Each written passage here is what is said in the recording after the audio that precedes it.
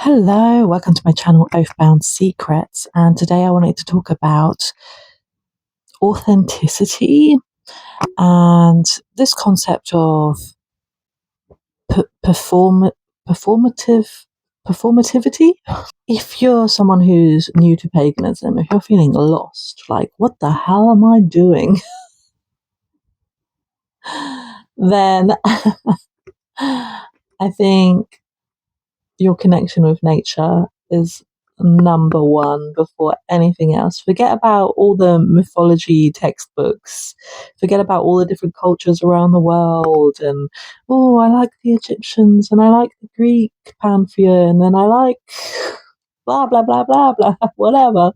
Okay? Forget about that for a minute. Connect with your local environment, nature. If you're into magic, witchcraft, then I think you'll find that it's in nature that you will find the power that you are looking for. Do you know what? I keep seeing this word performative being used online, purely online, not in the real world. And I'm like, what even is this word?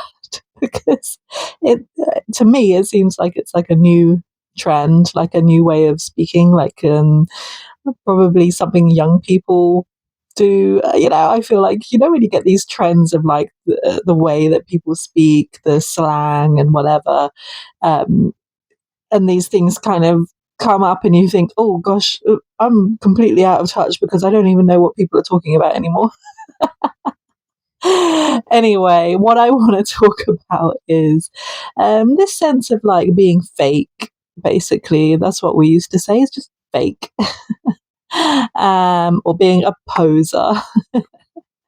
Somebody who is kind of just going along with a trend because it seems like something fun to do, and they're not really having a deeper connection with what is otherwise very surface level. Okay, and that fluffy is another term that we use for sort of surface level lack of depth. And when you feel like you're not really having like a deep connection with what you're doing, like how do you get past that surface level of feeling like, am I just faking this? Do I even really believe in this? Is this something that I'm, strongly connected with? Or is there something that I can really root down into and feel like it's truly authentic to what I strongly believe, feel, and actually practice, like actually reflecting upon real life, what you're doing in the world, and not just this online bubble of make believe. And I always say to people, when it comes to paganism, like specifically, we're talking about paganism, witchcraft, all this kind of woo woo stuff, is that for you to really be like rooted down in paganism, like I love looking at etymology, which is the study of like the development of words, the history of words, and where words have come from. And I always look back on the history of the word pagan, okay, and the origins, because I think it adds like extra depth to the word when you look at how it has evolved over time. And of course, it comes from Latin, and the original sense of the word, original sense, is there really any original? When we're going far, far, far, far, far back in time, um, it was used in a sense to refer to simply rural populations, country people, okay? And pagan has a connection with a very old word for peg. Yeah. Meaning, something that is rooted in the earth. When you peg something down, you root it down into the earth, and there's like an etymological link between the word peg and pagan. which I think is really fun because I think of pagans as being little pegs rooted into the earth. And as you know, when you're pegging down a tent, we're talking about tents here, nothing else. We're not talking about anything sexual, so get that out of your mind, dirty. Um, when you're pegging a tent, you have one of those mallets. Put the pegs down. Let's get this nice and secure. You often find that the pegs are coming loose. Oh no! Get the pegs. My tent is going to blow away, and that's what it's like being pagan. Being pagan is like being a tent that is going to blow away in the wind if you don't peg it down properly. And what that means, essentially, what I'm getting to is being connected with the earth, the soil, the land. And that means wherever you are in the world, literally doesn't matter where you are in the world, we're all on the same planet. We're all on the same Mother Earth, not just on it, but part of it, one with it, one with the system, this biosystem. And to me, that is like essential to what it means to be pagan. If you're using this label pagan, like to me, that's essentially what it means. And I think as a modern movement, it has grown, this huge movement of earth spirituality. There's lots of different terms that people use, but being sort of nature based, earth centered, it's all about the environment, it's all about the wildlife, it's all about the ecosystems and the biospheres, and it's all about the here and now as opposed to a book of mythology. Okay. Yeah, we all like myths and legends. They're fun, they're interesting. But paganism isn't really about those old stories. It's not a book based movement. Okay. So we need to get that out of our minds because I think we've been programmed by the Abrahamic religions to believe that religion and spirituality is all about texts, it's all about stories, it's all about books, and it's not. Okay, open the book of life, step out into the world, connect with nature. This is our sacred text, reading the ecosystem, understanding what is this around us, the trees, the rivers, the rain, the plains. Okay, this is your sacred text. Forget about everything else. Literally, forget about everything else. Okay, for a moment, switch all of that off. Switch it off in your mind and just be aware of your natural environment. To me, that is like the core essence of paganism. That's what it's all about. And if you don't have that at the center, then everything else just gets completely lost, muddled, and confusing, and not really making sense anymore. So if you feel like you're lacking this sense of being rooted down into the earth, then the best thing to do is to simply go outside, go for a walk, see what's around you, appreciate your natural environment, and learn, study, understand how the ecosystem is balanced, what it needs in order to thrive, and how it goes through cycles of life, death, and rebirth. That is essential to understanding paganism as a movement of earth based spirituality. And when it comes to gods, goddesses, the divine, spirits, animism, I think that's like another layer. I think that's like another layer above what is the base. The base is getting in touch with nature. And when you're out in nature, I think that's when you get a sense of the divine in nature. And you get a sense of the spirit of place. And you get this feeling of um, a presence of consciousness, the consciousness of uh, an ecosystem being something that is alive and aware. And that's difficult to describe, okay? Because we're starting to get very mystical and very woo. But it's about this feeling that people get, this feeling of connection and oneness with the natural world.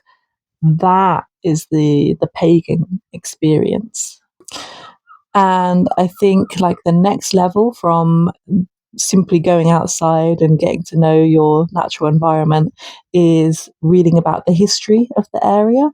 Thousands of years of history, millions of years.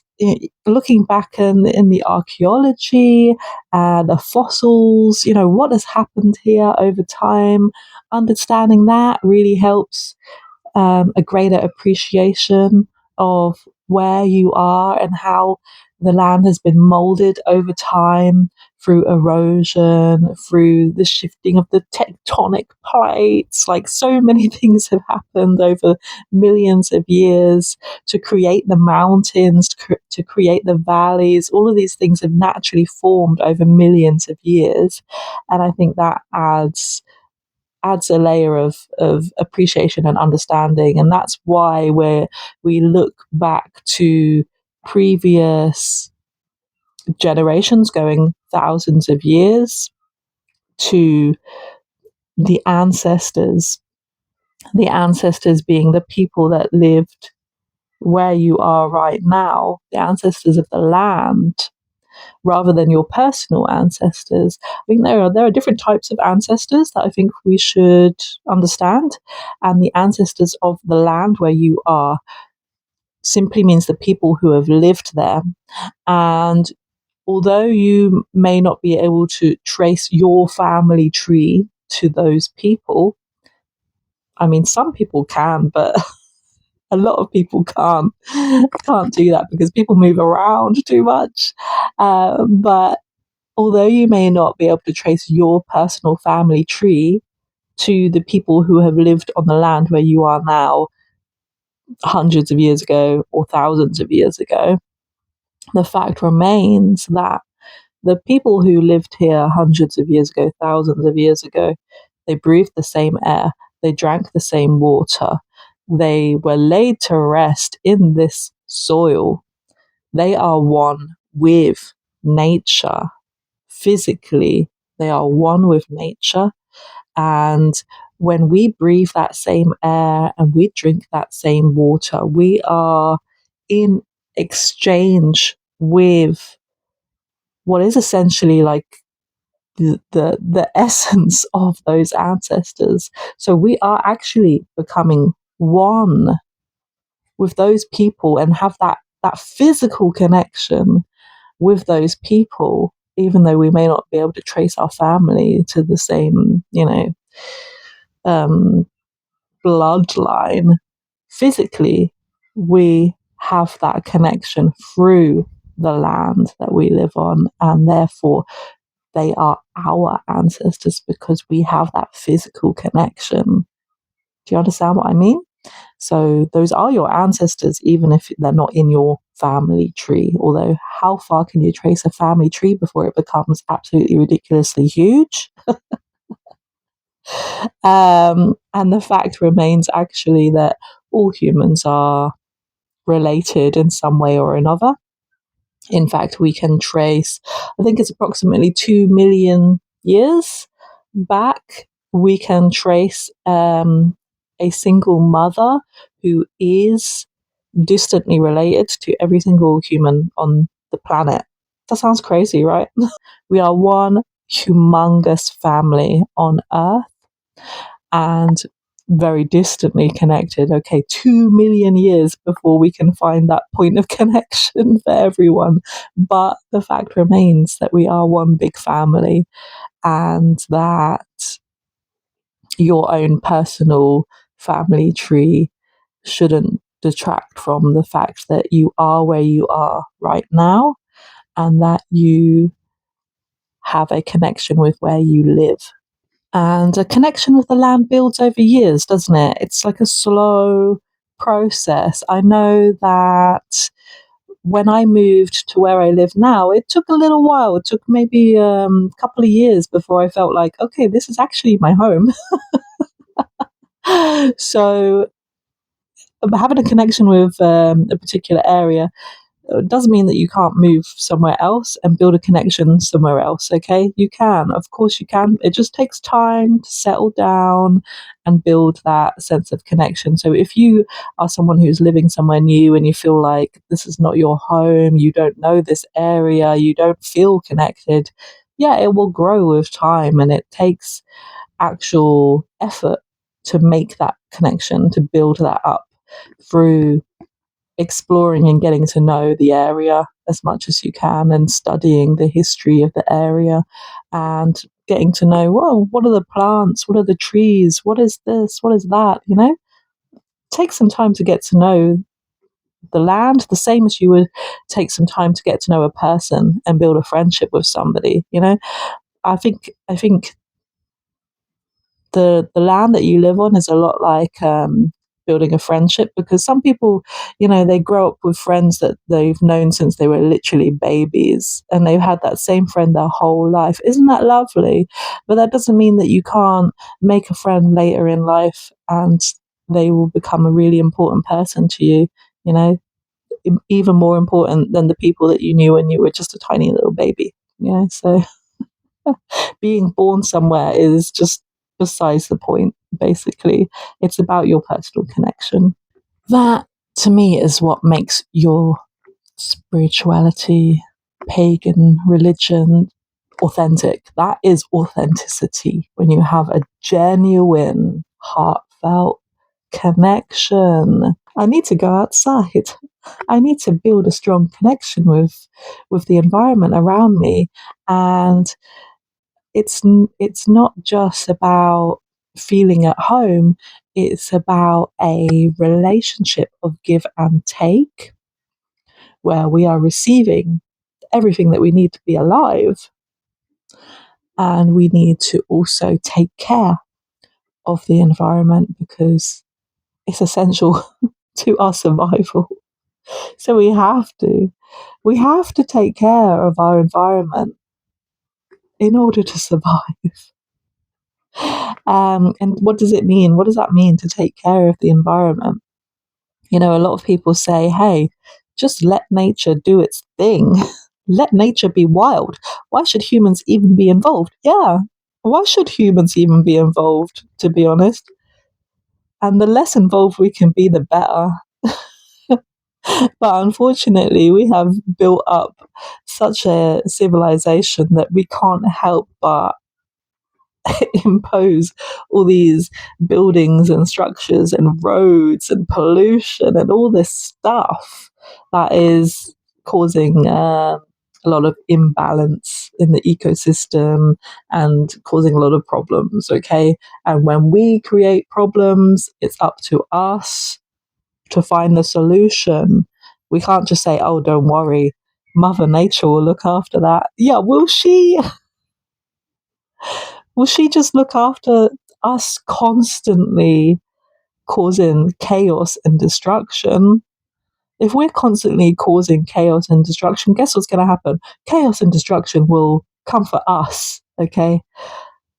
So please be responsible as much as you can. And I'm not saying that to make out like the weight is on your shoulders as an individual, but collectively we can do so much, and that we find our strength collectively when we do things together. That is when humans make things happen. We can't do very much alone. We can't do that much as an individual, but we can do a lot when we are together. And building community is a big part of paganism, the pagan community. And I think when you are building a sense of community with people, what it means is that you are able to work together and you are able to set aside your differences. And actually, you don't have to insist that everybody has the same beliefs and practices as you in order to have a strong community. Yes. So you can call yourself a pagan, but you can be in community with your neighborhood, your local people, and you can be in community with the people that you work with, your colleagues. Okay, you can be in community with your family, no matter how distant they are. You can build community with people wherever you are. And I think getting involved in like some kind of environmental organizations is a really good idea. A really good idea, because then you're going to find a lot of people who are very passionate about nature and have a lot in common with you. And they might not be pagan, but they probably do appreciate some aspects of paganism. So you're more likely to find pagans in the environmental circles than anywhere else, I think. Give it a try. What this matter relates to is accusations of made up rituals, fake traditions, you know, the creative license being stretched a little bit too far, and just inventing, making things up, and not being truthful, honest about what it is you're actually doing. So I think there's nothing wrong with being creative. There's nothing wrong with making things up, so long as you tell people this is something I made up. And it's okay. You're allowed to make things up, actually. You're allowed to be creative. You're allowed to write your own rituals and poems and songs, and you're allowed to create artwork. You're allowed to express yourself, express your beliefs in whatever way. That is authentic. That is an authentic expression of your beliefs and your ideas, your connection with nature, with whatever. Okay, so when people make these accusations, what are they really saying? Um, okay, they're asking you to be upfront. Yeah, be upfront. Say, yeah, I made this up, and and maybe they're asking, well, why? What does it mean? What is it for? What is it that is actually rooting it down in reality? And that's where we need to actually take time to really be rooted down in paganism. So please venerate your local spirits of place, the the forests and the wells and the rivers and the valleys and everything around you. Like, venerate the spirits that live there. Develop a relationship with those spirits, deities, if you like to call them gods and goddesses, however you relate to them, and celebrate loudly. Actually, let people know. Actually, this place is sacred. This place is holy. This place is imbued with divinity. I think if it was up to me, we would actually forget about all the book-based religions in the world, and we would all just have a connection with nature and not really need any other types of religion other than, hey, here we are, Mother Earth. Okay. Animals, trees. Wow. Like, that's all you need, actually. Forget about all the other stuff. In my ideal world, we will move beyond these weird Iron Age religions, Abrahamic religions, book based text based religion, sacred texts. Well, whose idea was that? Sacred texts? Are you joking? No, forget about it. And I think we will hopefully make progress beyond those strange ideas. Sorry, but that's what I like to imagine. I like to imagine that we're gonna forget about that and kind of think, well, actually, that was a bit silly, wasn't it? That was a bit silly that we were revering a book. A book. We thought that was holy. No, nature is holy. The earth is holy. That's where we need to be focused. Mother Earth, mothers in general, matriarchy. Bring it on. Thanks for watching this video. I hope you enjoyed. Let me know what you think, and I will see you next time. Goodbye.